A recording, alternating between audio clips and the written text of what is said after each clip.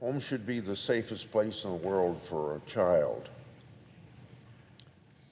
It used to be that parents could breathe a little easier once they locked the front door, knowing that their child was safe on the inside.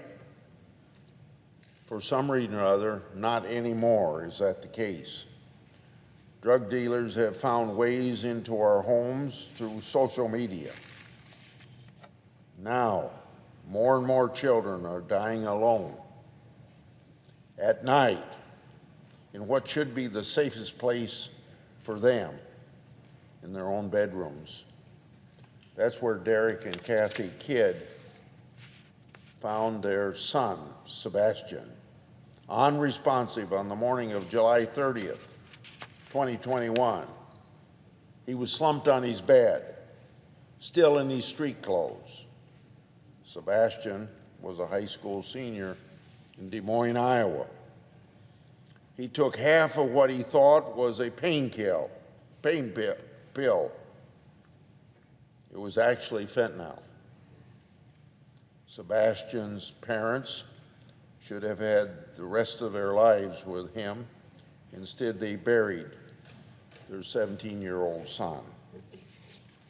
Congress has responded in the worst possible way to parents like the Kidd's family. We've responded with inaction. I'm disappointed that my Democrat colleagues have tried to block fentanyl analog scheduling. Under this Democrat-led Congress, reauthorization periods of fentanyl analog scheduling keeps getting shorter and shorter. And bipartisan talks about permanent scheduling have all dropped. And if you don't have bipartisan talks, nothing happens in the United States Senate.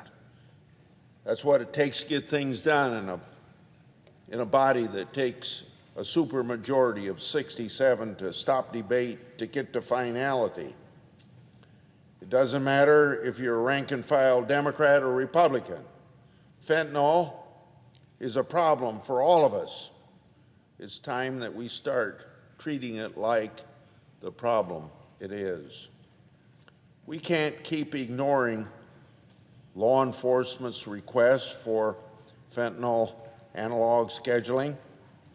Police are the folks responding to fentanyl poisoning.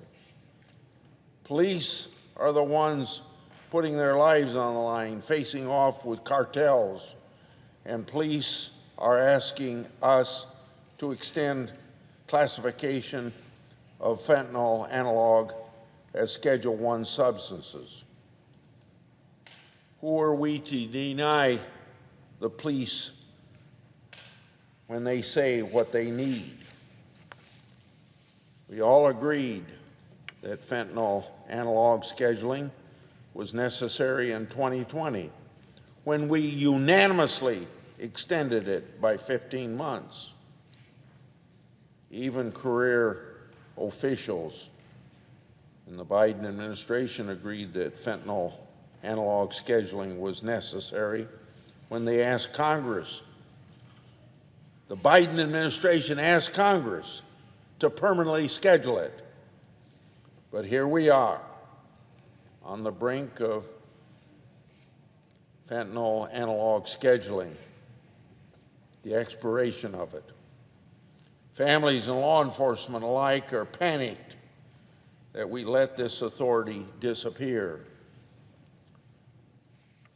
Temporary fentanyl analog scheduling cannot lapse while we hash out more permanent solutions. We've all voted this provision into law before. We've been warned that more parents will have to bury their children if we do not pass it. So I have this motion, Mr. President. I ask unanimous consent that the Senate proceed to the immediate consideration of calendar number 45, S 1216. Further, that the Grassley amendment at the desk be considered and agreed to. The bill as amended be considered, read a third time and passed. and the motion to reconsider be considered made and laid upon the table with no intervening action. Is there objection? Mr. President, reserving the right to object. Senator from Illinois. Mr. President, I believe the senator from Iowa is sincere and accurate as he describes the fentanyl challenge we face in the United States. He tells the story of losing a young Iowan. Sadly, I can tell a similar story about my own home state of Illinois. We currently have a temporary answer to this situation that extends until December 31st of this year.